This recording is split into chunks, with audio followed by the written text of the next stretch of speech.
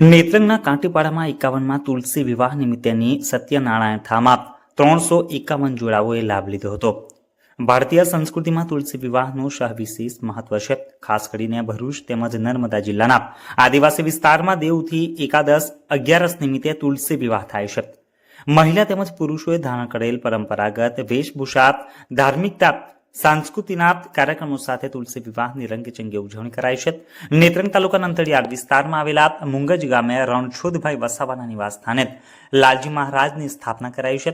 અગિયારસના રોજ લાલજી મહારાજ ધોળનગરના વાજિંત્રો અને પૂરા હર્ષોલ્લાસ સાથે નેત્રંગ તાલુકાના કાંટીપાડા ગામે તુલસી માતા સાથે લગ્ન ગ્રંથિએ જોડાશે. ત્યારબાદ તુલસી વિવાહ સંપન્ન થશે, જેમાં ભાવિક ભક્તોમાં ભારે ઉત્સાહ તેમજ ઉમંગનું વાતાવરણ જણાઈ રહ્યું છે.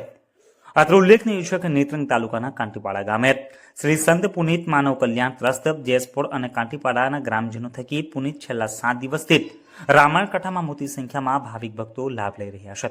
ભગવાન સત્યનારાયણની કથાનું ભવ્ય આયોજન કરવામાં આવ્યું હતું, જે કથામાં 351 જોડાઓએ કથાનો લાભ લીધો હતો, જે આકર્ષણનું કેન્દ્ર બન્યું હતું.